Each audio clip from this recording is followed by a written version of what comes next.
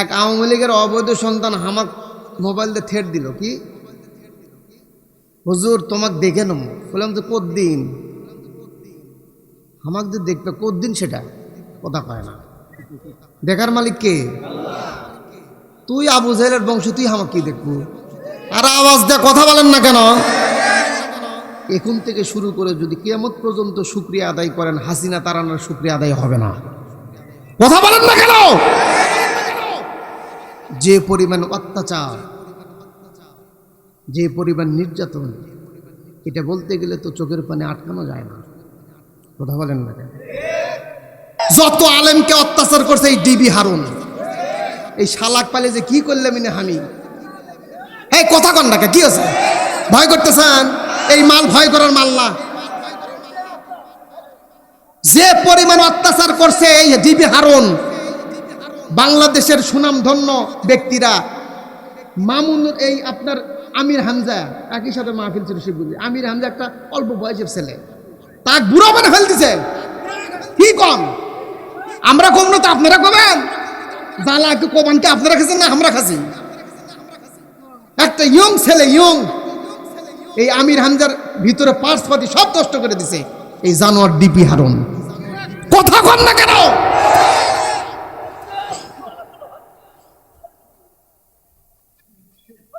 এই ডিবি হারুন, এই ডিবি হারুন বাংলাদেশের হক্কানি ওলামায়ে কেরামদেরকে ধ্বংস করেছে।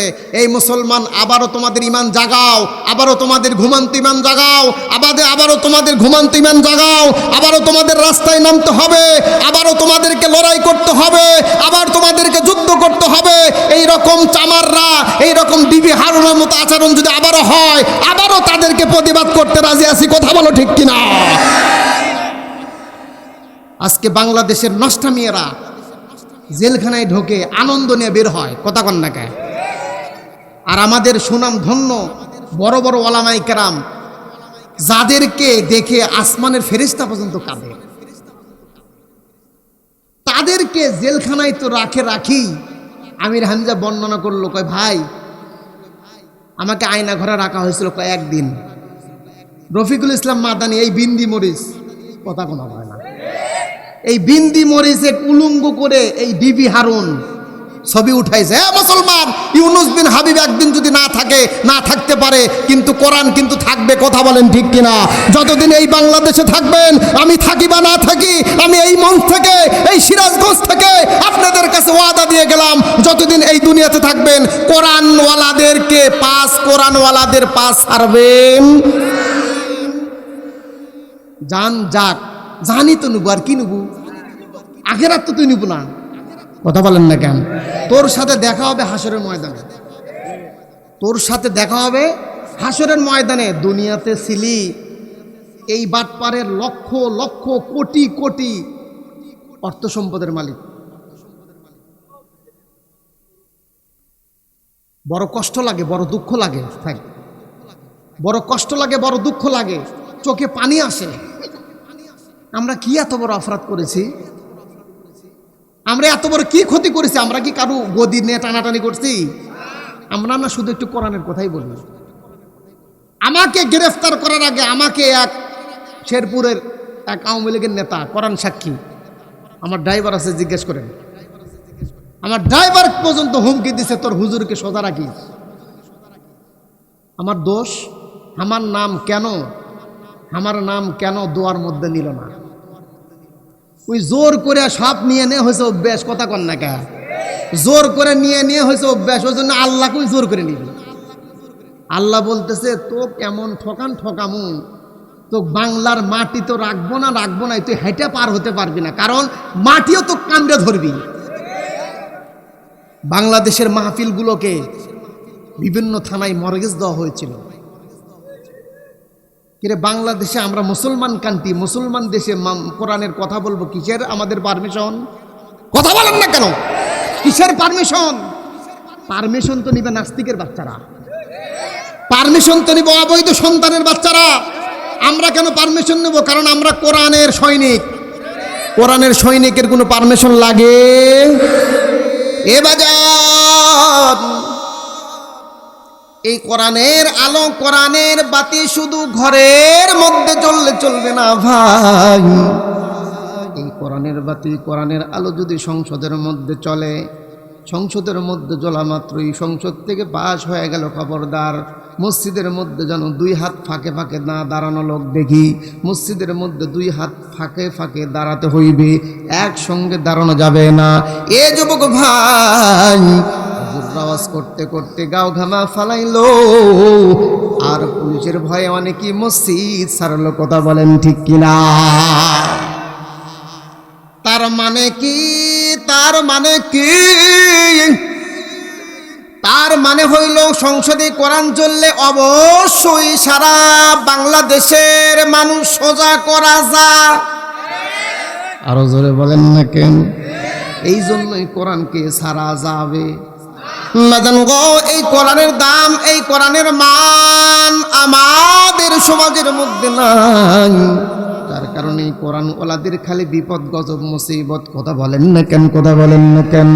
এ সিরাজগঞ্জের মুসলমান, এই কোরআনের দাম, কোরআনের মান যদি আমাদের সমাজে থাকতো, তাহলে বাংলাদেশের মতো একজন মহিলা আমাদের এলাকায় বলে ওই যার কাঁচা নাই সে হলো মহিলা। কথা কমা কয় না, মন খারাপ করতেছে। একজন মহিলা এই কোরআনকে ফাঁসির মঞ্চে ঝুলাইলো, এর মতো আবু জেহেল দুনিয়াতে, আমি তো কই নাই, আপনারাই কইছেন, এর মতো আবু জেহেল দুনিয়াতে। এ বাজার, এইভাবে একটা ঘন্টা আপনাদেরকে কষ্ট দিব ভাই। আপনারা যদি একটু মনোযোগ দিয়ে বসেন তাহলে আজকের আলোচনাটা করতে আরাম পাইব। এই জন্যই বলতেছিলাম কোরআনের দাম, কোরআনের মান আমাদের মধ্যে নাই। আমরা শুধু জবান দিয়ে কোরআনকে ভালোবাসি, অন্তরে কিন্তু কোরআন দিয়ে ভালোবাসি না। যার কারণে আমাদের মসজিদের ইমামদের বেতন কমে। কথা কন না কেন? বুড়া হয়েছে কয় হুজুর আপনি জানে কাল থেকে আর আসেন না, আর বেতন শেষ। বাড়া তো দূরের কথা, ওই মুরব্বী যদি কয় যে হামা কেনা বেড়ে দেন, কাল থেকে আর দেখি না, কয় দিলাম। কথা কন না কেন? এ মুসলমান, বাংলাদেশে যার মধ্যে কোরআন নাই সে রিটায়ার হলে তাই পায়, তার ন্যাংরা বেটা পায়, তার নুলা বেটা পায়, তার পরকীয়া স্ত্রীও পায়। কথা কন না কেন? আর কোরআন ওয়ালাদের দাম কমে কমে কমে, যার কারণে বাটাম দিয়ে পেটনো বাড়ে। যতদিন পর্যন্ত এই কোরআনের সংস্পর্শে না আসবেন ততদিন পর্যন্ত আপনাদের আমাদের গজব ফুরাবে। সম্মানিত সুধী, এই কোরআনটা আল্লাহ তাআলা আমাদেরকে দিয়েছেন ওই তাকের ভিতরে উঠায় রাখার জন্য। তাই কি এমনও ফ্যামিলিতে আছে যে ফ্যামিলিতে মুগরি কোরআনের উপর ডিম পারে। কথা কন না কে? এমনও ফ্যামিলিতে আছে ওই বিয়ের দিন এনা কোরআনটা খুলে দেখছিল, বিয়ের দিন ওই যে থুইছে তাকের উপরে, আর মনেই নাই যে কোরআন কোন দিক হয় সেজদা দিয়ে আছে। একজন নবী, তার স্ত্রী অনেক সময় নবীর কথা মানে না। তার মানে কি আমি হুজুর হইলেই যে আমার বউ হুজুর হবে তা কিন্তু না। কথা ঠিক কিনা? অনেক আল্লাহর ওলিদের বউ জালালি মেজাজের ছিল, কথাই কথা না। তাদের বইয়ের আচার আচরণ দেখলে মনে হয় যে একদম আপনার আসমান থেকে গরম গরম জিনিস দিছে আল্লাহ। এই জন্যই পয়গাম্বার বলছেন যদি কোনো যুবক গরম বউ নিয়ে সংসার করে, আল্লাহ তাআলা সেই যুবককে জান্নাতে আগে পৌঁছায় দিয়ে বলেন সুবহানাল্লাহ। এ মুসলমান, নূহ পয়গাম্বার ডাক দিয়ে বলতেছে, বিবি গো, তুমি যদি আমার ওয়াজ না শোনো তাহলে কওমের লোক ওয়াজ শুনবে না। কারণ কি, আগে বাড়ি ঠিক তারপরে সরা ঠিক। ইমাম সাহেব নামাজ পড়ায় আর আগ মুক্তাদি পিছন দিকতে যা কয় যে আর পিছনে নামাজ পড়া যাবে না, কয় কে এর বউ গরু চড়াইতেছে। কথা কন না কে? অথচ ওই মসজিদের সভাপতির বউ ডিস্কো হ্যাঁ ঘুরতেছে, কিছুই না। কি ইমাম সাহেব বউ এনা গরু বের করছে, মুক্তাদি আর পিছনে নামাজ যাবে না, নাউজুবিল্লাহ। কয় কে এর বউ গরু নিয়ে যেতেছে পাথরত। অথচ ওর বউ যে ডিস্কো হ্যাঁ ঘরে, ওটার কোনো দোষ, নরম মাটি পায়া ঘুগরা ওঠে। কথা বলেন না কেন? মেদানগণ পয়গম্বর ডাক দিয়া বলতেছে, তুমি যদি আমার কথা না মানো তাহলে আমার বয়ান সিরাজগঞ্জের মানুষ শুনবে। এ মা, এ বোন, জীবনে আর দেখা নাও হইতে পারে মা। এই জন্যই আমি আপনাদেরকে বইলা যাই, খবরদার খবরদার স্বামীর সাথে বেয়াদবি করবেন না, নূহ পয়গম্বরের বইয়ের মতো আপনি আচরণ করবেন না।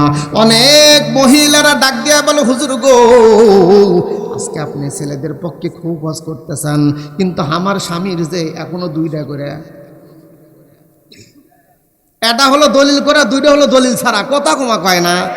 এই যে শয়তানের বাক্স আসে না, যখন কথা কয় ভাবি কি সুর, ওই মুহূর্তে বউ যদি ফোন দেয়, এত ফোন দিস কি আছে তোর, কি কথা কন না কে?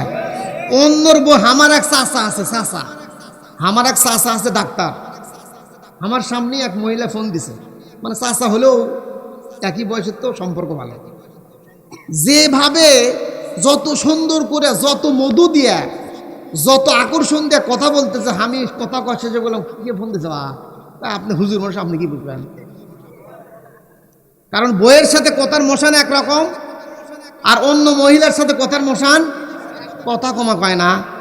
মুরব্বীরা বুঝবে না, যুবকরা কথা কও না কে, কথা বলো ঠিক কিনা? এত সুন্দর আওয়াজ। যেমন দেখেন অনেক মহিলারা যখন দোকানে যায়, খেয়াল করবেন, আপনিও মার্কেটে যাবেন, আপনার বউকে পরীক্ষা করার জন্য আগে পাঠিয়ে দিবেন, আপনার বউ আগে যাওয়ার, আপনি পিছিয়ে যাবেন। দেখবেন মহিলারা দোকানের সামনে গেলে, ভাবি বসেন, কথা কন না কে, কত সুন্দর করে ডাক দেয়। অথচ ওই লোকেরই স্বামী যদি পরে যায়, না কোয়া পর্যন্ত কবি না যে কি নিবেন, কথা কন না কে? আছে না এরকম, আছে না? এই জন্যই আমাদের বাংলাদেশের কিছু যুবকদের দলিল করা একটা, দলিল ছাড়া কয়টা। এ যুবক ভাই, খবরদার খবরদার, তুমি তোমার বউকে শাসন করো। তোমার শাসন কবে করবা? তোমার বউ যদি কোনো ব্যক্তির সঙ্গে কথা বলে, ভাই অন্যর সাথে কথা বললে তোমার কলিজায় যেমন কষ্ট লাগে, তুমিও অন্যর সাথে কথা বললে তোমার বউয়ের কলিজায় কষ্ট লাগে। কথা বলেন ঠিক কিনা? আজকে বাংলাদেশের মধ্যে নারী এবং পুরুষের যে করুণ অবস্থা, যেদিকে তাকাবেন, ডান দিকে তাকাবেন নারী, বাম দিকে তাকাবেন নারী, নিচ দিকে তাকাবেন নারী, রাগ করে উপর দিক তাকাবেন, তাও দুটো ছায়া আছে। রাগ করে উপর দিক তাকাচ্ছে, দেখা যায় আপনার 2 তলার উপর ছায়া আছে। ডানে বায়ে পিছে সামনে সব জায়গায় নারী। এ মা, খবরদার খবরদার, তোমরা বাইরে বের হইও না, বাইরে বের হইও না। বাইরে বের হইলে তোমরা সিস্টেম নিয়ে বের হও। কারণ কি? কারণ কি? তোমরা যখন বাইরে বের হইবা, শয়তান তোমাদেরকে নষ্ট করার জন্য পিছে পিছে লেগে থাকে। কথা বলেন ঠিক কিনা? আজকে মায়েদের পোশাকের করুণ অবস্থা, আজকে মহিলাদের করুণ অবস্থা। এ বোন, আপনারা যদি ঠিক না হন, আমাদের ভাইয়েরাও কিন্তু ঠিক হইবে না, ভাইয়েরাও ঠিক হইবে না। আপনার বউকে যদি ঠিক করতে চান, আপনাকে নিজে ঠিক করতে হইবে। ওই যে বিয়া করে নিয়েছে, ওই দিনই একটু মিষ্টি করে কথা বলছে, তারপর থেকে খালি গরম গরম গরম, তারপর থেকে খালি গরম। এনা যে আদর করে কথা বলবে, ওই অন্য মহিলার সাথে আদর করে কথা ঠিকই করতে পারে, কিন্তু নিজের বউয়ের সাথে আদর করে কথা বলার সময় নাই। এটা আসলে প্রকৃতপক্ষে খাস স্বামী না। স্বামী হতে গেলে যোগ্যতা থাকা লাগবে। আপনার বউয়ের শুধু আল্লাহর পয়গম্বর বলছেন, তোমার বিবিদেরকে দাসীর মতো ব্যবহার করো না। আর আমাদের মা বোনদের তো সিস্টেম আছেই, বাড়ির যতক্ষণ থাকবি কাজের মেয়ে, যখনই মনে করেন যে মাঠত বা যখনই মনে রাস্তাত মার্কেটত বা আপনার বিভিন্ন কি কলোজার বিভিন্ন জায়গায় যাবি, দেখবেন যে এই দিক সাজগুজ, ওই দিক এওয়াতা। কারণ বিবি যখন সাজগুজ করতেছে, স্বামী তখন পিছনে বসতে গালো ধাপ দিয়ে। বিবি এখন ডাক দিয়ে বলে, কি ব্যাপার তুমি গালো হাত দিয়েছো, কি আছে? কইতেছে, হাই রে, 10 বছর হলো বিয়ে করতে, কোনোদিন এত সুন্দর করে সাজলো না। আজকে এনা তো বাইরে নিয়ে যাবো, তুমি মানুষ, অন্য মানুষের জন্য এতই সাজ। কথা বলেন না কে? ঠিক মতো দাঁতও ঘষে না পারে এরা, কথা কমা কয় না। নিজের স্বামীর কাছে যখন থাকে একেবারে মনে করেন কোনো সাইজ বাইজ নাই, যখনই বের হবি যখনই বাড়ি যাবি দেখবেন মশানের শেষ নাই। কথা কন না কা? খবরদার খবরদার এ বোন, আপনি যদি আপনার স্বামীর কাছে ফিটপাত থাকতে পারেন, ফিটপাত রাখতে পারেন, আল্লাহর পক্ষ থেকে রহমত নাজিল হবে। বলেন সুবহানাল্লাহ। পয়গম্বর ডাক দেয়া বলেন ক্বালান নবিয়্যু সাল্লাল্লাহু আলাইহি ওয়াসাল্লাম আত-তুহুরু শাতরুল পবিত্রতা। আপনি গোসল ঠিক মতো করেন না, কাপড় ঠিক মতো ধোন না, নিজের শরীরে পরিচর্যা করেন না, আপনি শুধু ওই মায়ের বাড়ি যাওয়ার সময় না সাজগুজ করেন, আর যখন বাইরে বের হবেন রাস্তাঘাটে বের হবেন তখনই না সাজগুজ করেন। এইটা আসলে সাজগুজ নয়। আপনার চেহারা আপনার সাজগুজ সব করতে হবে স্বামীর জন্য। কথা বলেন ঠিক কিনা? সাজগুজ করবে গেলে কই তোমার যারা কথা, এই বিয়ের বয়স 15-16 বছর চলতেছে এখনো কথা কম কয় না। কি মিছা কথা? আমার বয়স আজকে আমি কছি যে না ভালো করে থাকতে পারবো না, কয় যে তোমার আরো কথা 17 বছরের বিয়ে করছে। আবার মহিলাদের এই স্বভাব পরিবর্তন করা লাগবে। কথা কন না কা?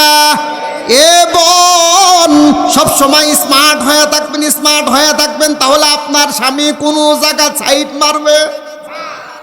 আজকে মা বোনদের সমস্যা, মা বোনদের সমস্যা।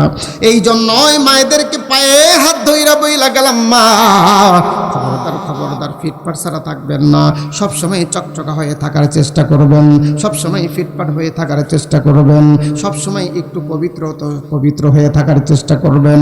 এ বোন, আপনাদের মধ্যে একটা জিনিস সবচাইতে বেশি কম, সেইটা হলো লজ্জা। মহিলাদের কিন্তু লজ্জা কম। কথা কন না কে? একটা পুরুষ মানুষের শরীরে যতটুকু কাপড় থাকে তার অর্ধেক কাপড়ও থাকে না, অর্ধেক কাপড়ও নাই। এই শীত যদি না আসতো আমার তো মনে হয় যে এরা কোনোদিন গাও ঢাকতো না।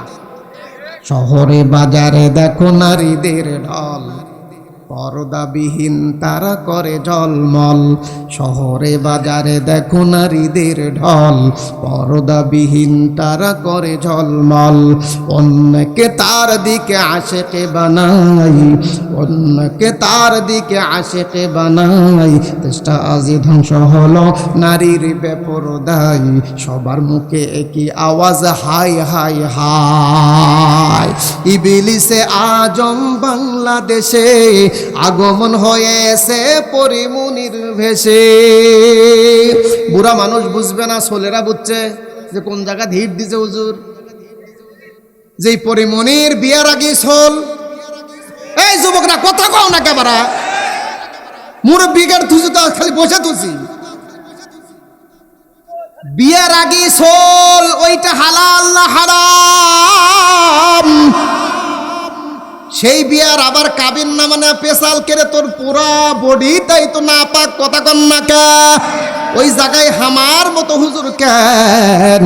বাংলাদেশের সুনামধন্য ব্যক্তি, বাংলাদেশের নামি দামি সাইদি সাহেব আল্লামা সাইদ রহমতুল্লাহ আলাই কেউ যদি নিয়ে এসে ওই বিয়ে পড়াইতো, বিয়ে হালাল হবে। বাংলাদেশে কোরআনের আইন যদি বাস্তবায়ন থাকতো ভাই, সর্বপ্রথম পরিমনিক আগে ঢিলে ঢিলে দুনিয়ার থেকে বিদায় করে দিতে। কথা বলেন ঠিক কিনা? অথচ এই বাংলাদেশে ওই রকম নাস্তামিয়ে জেলখানায় যাওয়ার পর মেহেন্দি হাতে দিয়ে বাড়ায়। কথা বলেন ঠিক কিনা? আর বাংলাদেশের সুনামধন্য ব্যক্তি বড় বড় আলেমরা জেলখানায় যাওয়ার পর হাতে বেরি, মাজাই বেরি, মাথায় বেরি, গাওত বেরি, মুকুট বেরি, সব জায়গায় বেরি আর বেরি। আর বাংলাদেশের নেস্টামিয়ারা বেশ্যারা যখন জেলখানায় ঢোকে এদেরকে তো বেন্দি দেওয়া হয়, আবার ডিপি হারুন লুচ্চার ঘরে তো যাওয়া লাগে। কথা বলেন ঠিক কিনা? এই তো আস্তে একটা বেয়াদব জারাস। কথা বলেন না কেন? যত আলেমকে অত্যাচার করছে এই ডিবি হারুন, এই শালাক পালে যে কি করলে মিনে হামি। এই কথা কন না, কি আছে? ভয় করতেছেন? এই মাল ভয় করার মাল না। যে পরিমাণ অত্যাচার করছে এই ডিবি হারুন, বাংলাদেশের সুনামধন্য ব্যক্তিরা মামুন, এই আপনার আমির হামজা একই সাথে মাহফিল ছিল শিবগুলি। আমির হামজা একটা অল্প বয়সের ছেলে, তাক বুড়ো মানে ফেল দিছে। কি কম? আমরা কম না তো আপনারা কবেন? জ্বালা একটু কমান কি আপনারা খাচ্ছেন না আমরা খাচ্ছি? একটা ইয়ং ছেলে এই আমির হামজার ভিতরে পার্স পাতি সব নষ্ট করে দিছে এই জানোয়ার ডিপি হারুন। কথা কন না কেন?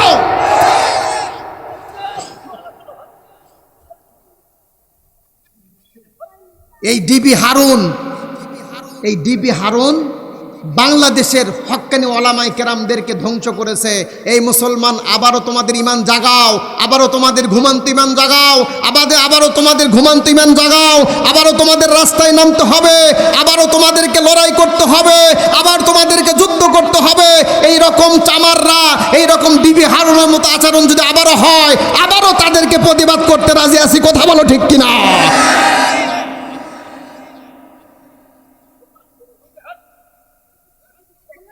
আজকে বাংলাদেশের নষ্টা মেয়েরা জেলখানায় ঢোকে, আনন্দ নিয়ে বের হয়। কথা কন না কেন?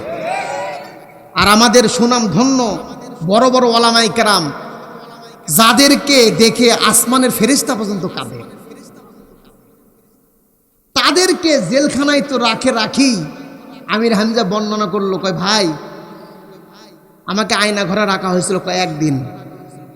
রফিকুল ইসলাম মাদানি এই বিন্দি মরিচ, কথা কোনো হয় না, এই বিন্দি মরিচে উলঙ্গ করে এই ডিবি হারুন ছবি উঠাইছে। হ্যাঁ মুসলমান, ইউনুস বিন হাবিব একদিন যদি না থাকতে পারে, কিন্তু কোরআন কিন্তু থাকবে। কথা বলেন ঠিক কিনা? যতদিন এই বাংলাদেশে থাকবেন, আমি থাকি বা না থাকি, আমি এই মঞ্চ থেকে, এই সিরাজগঞ্জ থেকে আপনাদের কাছে ওয়াদা দিয়ে গেলাম, যতদিন এই দুনিয়াতে থাকবেন কোরআনওয়ালাদের পাস ছাড়বেন। জান যাক, জানি তো নেবো, আর কি নেবো? আখেরাত তো তুই নিব না। কথা বলেন না কেন? তোর সাথে দেখা হবে হাসরের ময়দানে, তোর সাথে দেখা হবে হাসরের ময়দানে। দুনিয়াতে ছিলি এই বাটপারের লক্ষ লক্ষ কোটি কোটি অর্থ সম্পদের মালিক। বড় কষ্ট লাগে, বড় দুঃখ লাগে, বড় কষ্ট লাগে, বড় দুঃখ লাগে, চোখে পানি আসে। আমরা কি এত বড় অপরাধ করেছি? আমরা এত বড় কি ক্ষতি করেছি? আমরা কি কারো গদি নিয়ে টানাটানি করছি? আমরা না শুধু একটু কোরআনের কথাই বলি।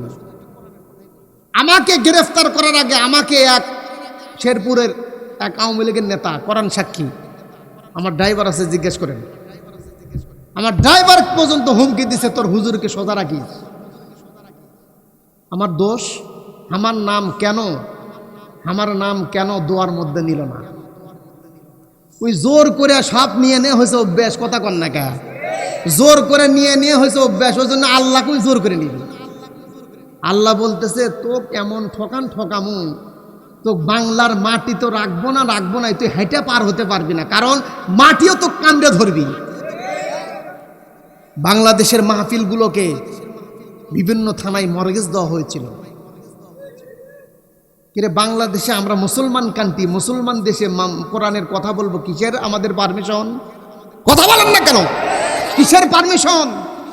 পারমিশন তো নিবে নাস্তিকের বাচ্চারা, পারমিশন তো নিবে অবৈধ সন্তানের বাচ্চারা। আমরা কেন পারমিশন নেব? কারণ আমরা কোরআনের সৈনিক। কোরআনের সৈনিকের কোনো পারমিশন লাগে? কষ্ট পাইলেন? চলবে? বন্ধ হবে? দোয়া করে দিই। মূল কথা, এই দুনিয়াতে ইমানদারদের জন্য কয়াতখানা কে বলেছেন? আমার পয়গম্বর বলেছেন। কে বলেছেন? ক্বালান নবী সাল্লাল্লাহু আলাইহি ওয়াসাল্লাম, এ যুবক ভাই, দুনিয়া সিজনুল মুমিন ওয়া জান্নাতুল কাফির, কাফেরদের জন্য এই দুনিয়াটা জান্নাতখানা। যার কারণে কম অত্যাচার করে নাই 15টা বৎসর। কথা বলেন না ঠিক না ঠিক? জবান দিয়ে কথা পর্যন্ত বলতে পারে নাই ভাই। বড় কষ্ট লাগে। এ মুসলমান, নিজের বিয়া যেদিন করেছি ওই দিন যতটুক আনন্দ না পাচ্ছি, আমাদের হাসিনাবু যাওয়ার কারণে ওর চাইতে বেশি আনন্দ পাচ্ছি। এই যারা কবি না ঠিক, তারা ওই দলের লোক। কথা বলেন না কেন? কথা কি মিথ্যা কথা বললাম? ওই দিন যে পরিমাণ আনন্দ আমরা পাইছি, ওই দিন যে পরিমাণ শান্তি পাইছি, ওই দিন যে পরিমাণ প্রফুল্ল মন পাইছি, এই রকম জন্মের পর পাই নাই। এ সিরাজগঞ্জের মুসলমান, কোরআন সাক্ষী ভাই, ওদের চলা চলাফেরা, ওদের চলাফেরার গতি দেখে মনে হয়েছিল 41 বছর নয়, 41 সাল নয়, ওরা মনে হয় কিয়ামত পর্যন্ত থাকবে। কথা বলেন ঠিক কিনা? আল্লাহ তাআলা ডাক দিয়ে বলতেছে, এ বাংলার মুসলমান, চিন্তা করিস না, চিন্তা করিস না। এমন এমন কথা জবান দিয়ে বের করে দিব, হাসিনার কথা, হাসিনার জবান দিয়ে এমন কথা বের করে দিল, সারা বাংলাদেশ তলপার তলপার গরম হয়ে গেল। বলেন ঠিক কিনা? ওদেরকে দিব না রাজাকারকে দিব, মনে আছে স্লোগান? এক কথায় প্রত্যেকটা যুবকদের রক্ত গরম। যুবকরা কথা বলো ঠিক কিনা? আজকেও আমি ঘোষণা দিয়ে যাচ্ছি, সেই যুবকরা কিন্তু এখনো মরে নাই। সেই মুগ্ধের অনুসারী এখনো আছে বাংলাদেশে, সে আবু সাইদের অনুসারীরা এখনো বাংলাদেশে আছে। আমি এই মঞ্চ থেকে স্লোগান দিয়ে যাই, যারা ক্ষমতায় আসার জন্য পারাপারি হুড়োহুড়ি করতেছো, যারা চিন্তা করতেছো আমরা ভোটে না গেলাম ক্ষমতা পেয়ে গেছি, এ মুসলমান মনে রাখবা, খবরদার, তোমরা যদি তোমাদের সীমাকে ক্রস করে ফেলো, তোমাদের সাথে ওই আচরণ হবে। কথা বলেন ঠিক কিনা? তোমাদের সাথে ওই আচরণ হবে, খবরদার। তোমাদের চলাফেরা আচরণ কন্ট্রোল করো। গাইবান্ধায় জামাত ইসলামের সাথে বিএনপির চরম মানাবেন, জানেন কেন? তোমাকে কি ক্ষমতা দেওয়া হয়েছে? এই কথা বলেন না কেন? তুমি কি ক্ষমতার চেয়ার পাইছো? ক্ষমতার চেয়ার দিবে কে? রায় দিবে জনগণ। কি রায় দিবে জনগণ? তারপরে তোর মাস্তানি। ক্ষমতা আসার আগে, ক্ষমতা পাওয়ার পর যে অত্যাচার হাসিনা বু করছে, তোমরা না পাই যা শুরু করছো, তাহলে পালিয়ে যার কি করবে? আরো জোরে বলেন, আরো জোরে বলেন। কষ্ট পাচ্ছেন বুঝি না? এমনই চলবে। দাবাত কৃষক দিচ্ছেন, এই মাল এরকমই। আল্লাহ তাআলা ডাক দিয়া বলতেছে, আনিয়াবুদুল্লাহ, ইবাদত করব কার? এ যুবক, এ আবু সাইদের অনুসারীরা, শোন শোন শোন। ইমানকে নিয়ে ঘুমাইলে চলবে না, ইমানকে নিয়ে ঘুমাইলে চলবে না। আবার কিন্তু তোমাদের রাস্তায় বের হওয়া লাগবে। কথা বলেন ঠিক কিনা? মাদান গো, আল্লাহ তাআলার ইবাদত করব। ইবাদত শুধু নামাজ, রোজা, হজ, যাকাত এইটা শুধু নয়। সমাজের মধ্যে সবচাইতে বড় ইবাদতের নাম হইল হক কথা বল। সমাজের মধ্যে সবচাইতে বড় ইবাদতের নাম হক কথা বলা। আজকে সমাজের মধ্যে মানুষ হক কথা বলতে চায় না, সমাজের মধ্যে মানুষ হক কথা বলতে চায় না। মুসলমান, এই সিরাজগঞ্জের মুসলমান ভাই, হক কথা যদি বলতে না পারেন, তাহলে আপনার মতো জবানওয়ালা মানুষ এই জমিনে থাকার অধিকার নাই। হক কথা বলতে পারেন না, তাহলে আপনি বোবা হয়ে যান। আপনার জবান ওই যে কথা বলতে পারেন তাক দেন। আপনি আল্লাহর দেওয়া জবান নিয়ে হক কথা বলতে পারেন না। আপনার সামনে আপনার মসজিদের ইমামকে অপমান করে, আপনার সামনে আপনার প্রতিষ্ঠানের হুজুরকে অপমান করে, আপনার সামনে আপনার মুসলমানকে অপমান করে, আপনার সামনে আমার নবীকে অপমান করে, তারপরও আপনার ইমান জাগে না। বুঝতে হবে আসলে আপনি মুসলমান নয়, আপনি হলো ফেরাউনের বাচ্চা। কথা বলেন ঠিক কিনা?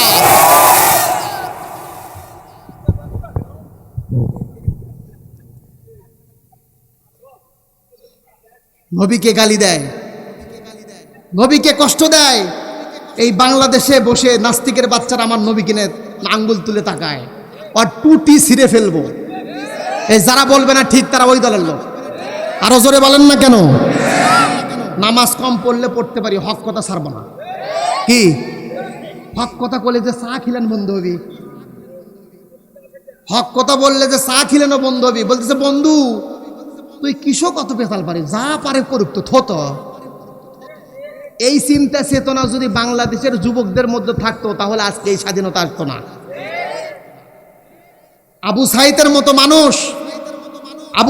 মতো মানুষ যখন বুককে আগায় দিয়েছে, এই যুবক কোন দিকে থাকো? একটা ইয়ং ছেলে কেবল চাকরি পাবে, এই অবস্থায় তার বুক আগায় দেওয়ার কারণে যখন এই বাংলাদেশের কিছু পোষা কুকুররা ছিল, মিস্টার পুলিশ, কথা কমা কয় না, ভয় বাচ্চা, আমি ভয় করি না। মিস্টার পুলিশ, এদের বুলেটের আঘাতে আমার আদরের আবু সাইদ ভাই দুনিয়া থেকে বিদায়। ওটা যদি আপনার ভাই হইতো, ওটা যদি আপনার ছেলে হতো, ওটা যদি আমার ভাই হতো, ওটা যদি আপনার বোনের স্বামী হতো, কথা বলেন না কেন? বাজান গো, এই জন্যই স্লোগান ঠিক রাখতে হইবে, ইমানের জজবা ঠিক রাখতে হইবে। কথা বলেন ঠিক কিনা? এ মুসলমান, আমি আপনাদেরকে বলছি 12টা পর্যন্ত চালাবো ভাই। আল্লাহ তাআলা 3টা কথা এই আয়াতের মধ্যে বলছেন। 1 নাম্বার আনিয়াবুদুল্লাহ, আনিয়াবুদুল্লাহ। ইবাদত দুনিয়াতে যতদিন বেঁচে থাকবো করব কার? এই ইবাদত শুধু নামাজ, রোজা, হজ, যাকাত না, হক কথাও আছে। হক কথা বলবো না ছাড়বো? এ মুসলমান, হক কথা বলার মুসলমান আমাদের সমাজের মধ্যে অভাব। আজ থেকে এখান থেকে শিক্ষা নিয়ে যান। আমার জান গেলে যেতে পারে, আমার পথ গেলে যেতে পারে, আমার গদি গেলে যেতে পারে, তারপরও হক কথা ছাড়বো না। 2 নাম্বার আনিয়াবুদুল্লাহ, 2 নাম্বার আত্তাকুল্লাহ। এ মুসলমান, এ সিরাজগঞ্জের মুসলমান, আল্লাহকে ভয় করতে হইবে, আল্লাহকে ভয় করতে হইবে। যেই ব্যক্তির মধ্যে আল্লাহর ভয় থাকবে সে কোনোদিন সুদের টাকা নাড়বে। সুদ কমতেছে না বাড়তেছে? সুদ খাওয়া নফল, ওয়াজিব না মুস্তাহাব? সুদ খাওয়া হারাম, হারাম, হারাম, হারাম।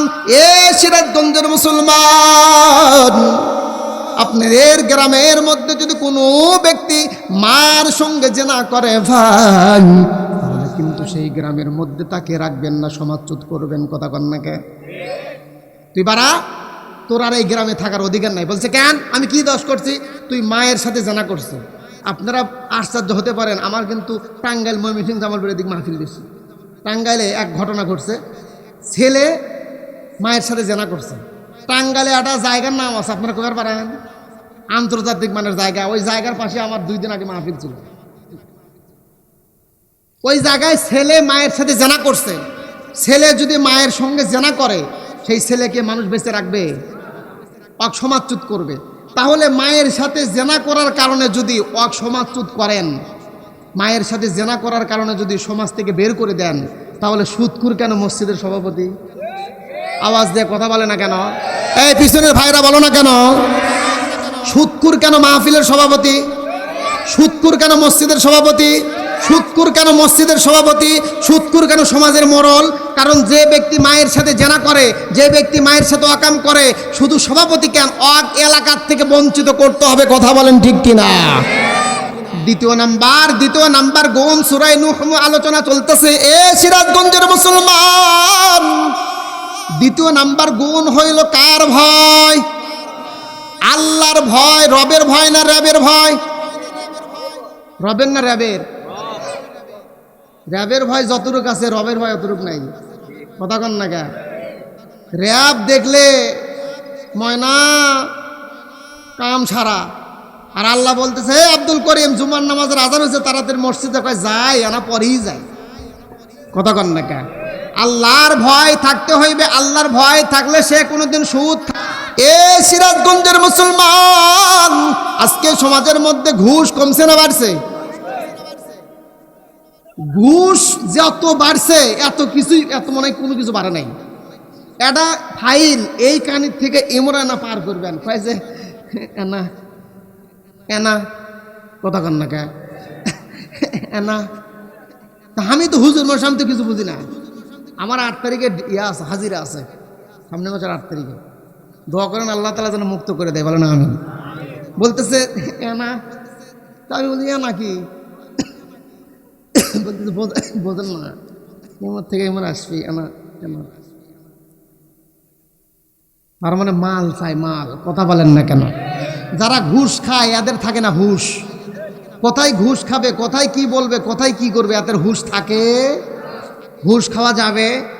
আমি এই মাহফিল থেকে স্লোগান দিয়ে বলতে পারি, যারা ঘুষ খাবে এদের সোল পোলের হয় এটা উত্তর মুখ যাবি, না এটা দক্ষিণ মুখ যাবি, না এটা পিছন দিক যাবি, না এটা এরকম হয়ে থাকবি।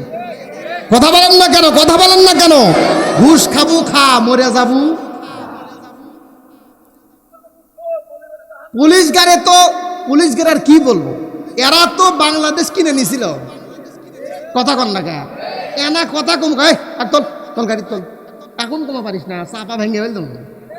কি কি কথা বলেন না কেন? এক নাম্বার আনিয়া বদুল্লাহ, এক নাম্বার আনিয়া বদুল্লাহ। আজকের সাবজেক্ট এবাদত করবো কার? এবাদত শুধু নামাজ রোজা হজ জাকাত না, হক কথাও। এ মুসলমান, হক কথা বলাও কিন্তু এবাদত। বাপ মনে ভুলে বিটিক সম্পদ দেয় নাই, বেটা করতেছে দিন না কেন? বাপ বুড়া মানুষ হই না, দেয় নাই। তুই তো হজ করে আছিস, তুই কিছু দিস নাই, খালি বাপের দোষ দিয়ে লাভ কি? কিছু কিছু ভাই আছে, ওর চিন্তা হলো কি যে বাপ খালি মরতে দেরি, গুনেগারের জন্য দরজা একবার তালা দিয়ে দেবো। ওই শালিক দাবাত দেনেছে, পিঠে চিড়ে খিলায়, আমদুধ খিলায়, ওই গুনের দাবাত দেওয়ার সাহস পায় না। কথা কন না কেন? ওই বড় হজ হিসাব ছাড়ছে। গুনেগারের খবর নেওয়ার সময় নাই, শালিক নিয়ে ঘুরতেছে। কথা কন না কে? এরকম আছে কি নাই? খবরদার, এটা ইবাদত না। আবেদ তো ওই ব্যক্তিকে বলা হয় যে ব্যক্তি আল্লাহর হুকুম আহকাম, প্রত্যেকটা হুকুম নিজের জানের চাইতে গুরুত্ব দিয়ে করে। দ্বিতীয় নাম্বার আল্লাহর ভয়। দ্বিতীয় নাম্বার কি? এ মুসলমান, আল্লাহর জমিনে তো আল্লাহর ভয় করবো না, কাক করবো? মুসলমান রে, আল্লাহর ভয় যদি থাকে তাহলে ফজর নামাজ না পড়ে ঘুমে থাকা যায়? বাগান গো, সামনে ফজর নামাজ আছে। যেই ব্যক্তির মধ্যে আল্লাহর ভয় থাকবে, সে কোনোদিন নামাজ পড়া বাদ দিয়ে হঠাৎ করে মসজিদে আসছে, আর এক মুসল্লি হামাক ভূত করছে যে কিসে যাচ্ছে হামাক। বললাম কে? বলতো একটা শোনেন, মনে হয় ওর কেউ মারা গেছে, তাছাড়া তুই মসজিদে আসার কথা না। কথা কন না কে? তা আমি আসলে কৌতুক হল হল, আমি বলতে চাই জামিল ভাই, কি আপনি মসজিদে কি জন্য আসছেন? জানেন না আমার বাপ মরে গেছে, জানেন না আমার বাপ মরছে। হাই রে, এই তো ঠিকই কইছে। কি মিশা কথা? মিশা কথা। এই নামাজি আর ভোল্টেজ সর্বোচ্চ 3 দিন। কি কথা কন না কেন? সর্বোচ্চ 3 দিন এই নামাজের ভোল্টেজ। এই 3 দিন যাবি, 3 দিন যাওয়া, 3 দিন যাবি। আর করকনানিতে এর এমন করকনে উঠবি, ডিম পাড়া মুরগির মতো। করকনানির কারণে ইমাম সাহেব পর্যন্ত ভয় পাবে, যাই যে নতুন নামাজে যাচ্ছে, এর পেশাল থাকাই কঠিন। কথা কন না, কথা বলেন না কেন? নামাজ পড়বো কার? আল্লাহর ভয়ে না বাপ পড়ছে তার ভয়ে? নামাজ মানুষের ফাহিশা কাজ থেকে বাঁচানেওয়ালার একটাই ঢাল। কথা ঠিক কিনা? যেই নামাজ আপনার দুনিয়াতে গুনার কাছ থেকে বাঁচাইতে পারলো না, ওই নামাজ জান্নাত কেমনে আশা করেন? বাজান গো, এই জন্যই বলতেছিলাম আত্তাকুল্লাহ। 1 নাম্বার ভয়, শুধু সেই ভয় নয়, সেই ভয় নয়, একমাত্র আল্লাহকে ভয় করেন। এই মুসলমান, ছাত্র যেমন শিক্ষককে ভয় করে, কি করে না? পুলিশ যেমন, আসামি যেমন পুলিশকে ভয় করে, তার চাইতে ভয় বেশি করার দরকার কাকে? আমার আল্লাহকে। এই জন্যই বলতেছিলাম তৃতীয় নাম্বার কাজ,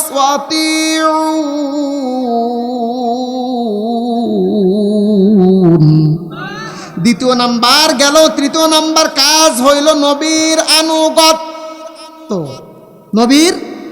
নবী ক্লিন করতো, আমরাও ক্লিন করব। হ্যাঁ, নবী অপরের সম্পদ মেরে খাচ্ছে, আমরাও খাবো।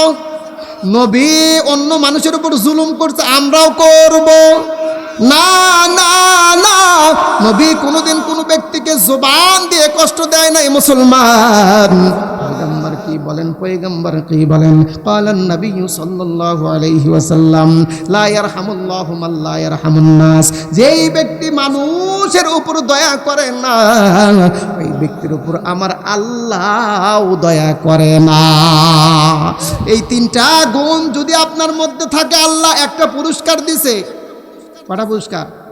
1 নাম্বার, ওয়া ইয়াগফিরু লাকুম মিন যুনুবিকুম। 1 নাম্বার পুরস্কার আল্লাহ বলতেছে, তোরা এই 3টা ডিগ্রি অর্জন করব। আমি আল্লাহ বলতেছি, ইয়াগফিরু লাকুম মিন যুনুবিকুম, তোর সব গুনাহ আমি আল্লাহ মাফ করে দিব। তার মানে বোঝা গেল গুনাহ আমাদের আছে। এখন কেউ যদি মঞ্চে উঠে কয় যে আমার কোনো গুনাহ নাই, এরকম পাগল বাংলাদেশে আছে কি নাই? নাই। বাংলাদেশের সরকারের এক পাগল মন্ত্রী আছিল, পাট মন্ত্রী নাকি মন্ত্রী ছিল, পাট মন্ত্রী ছিল এক সময়। এই পাট মন্ত্রী, এই ছাগল, এই পাগল বাংলাদেশের ওয়াজের মঞ্চে দাঁড়ায় বলতেছে, বসে বলতেছে, আপনারা আল্লাহর কাছে মাফ চান, আমি মাফ চাই না। নাউজুবিল্লাহ, ক্ষমা পায় না। কেন মাফ চাই? ওই বলতে, ওই তাফসীর করতেছে। আপনার কি তাফসির জানেন? উনি তাফসির করতেছে, আমি মাপ চাই না, কেন? আমার কোনো গুনাহ নাই। ওক যে এখনো মাহফিলে থুছে, আমি যদি এই মাহফিলের বক্তা হলে টুটি চিপে ধরলাম, ওই কোরআনের বিরুদ্ধে কথা বলতে বসে থাকবো, কথা কমা কয় না। আল্লাহ বলতেছে আগফিরুল্লাকুম মিন যুনুবিকুম, তোরা তিনটা আমল করবি, তিনটা কাজ করবি, আমি আল্লাহ তোদের গুনাহ মাফ করে দিব। তার মানে বোঝা গেল বান্দার কি আছে? গুনাহ আছে। বান্দা বলতেই গুনাহ, ফেরেশতা বলতে গুনাহ ছাড়া, কথা কন না কা? মানুষ বলতেই গুনাহ, আর গুনাহ মাফ করার মালিক কে? উনি বলতেছি কি আমার কোনো গুনাহ নাই, নবীর সাথে বড় হয়ে গেছে। এই সমস্ত পাগল ছাগল, এই সমস্ত নাস্তিক মুরতাদদের ক্ষমতা বসার কারণে আজকে বাংলাদেশের এত অধপতন, বাংলাদেশের ভাগ্য আকাশে ওলামায়ে কেরামের এত কষ্ট, বাংলাদেশের জমিনে ওলামায়ে কেরামের এত নির্যাতন। যদি কোরআনওয়ালাদের, কোরআন প্রেমিকদের এইরকম চেয়ারে বসানো হইতো, এমনকি একটা ভ্যানওয়ালা পর্যন্ত কষ্ট পাইতো না। কথা বলেন ঠিক কিনা? এই ছাগল পাগলের জন্য এত সমস্যা।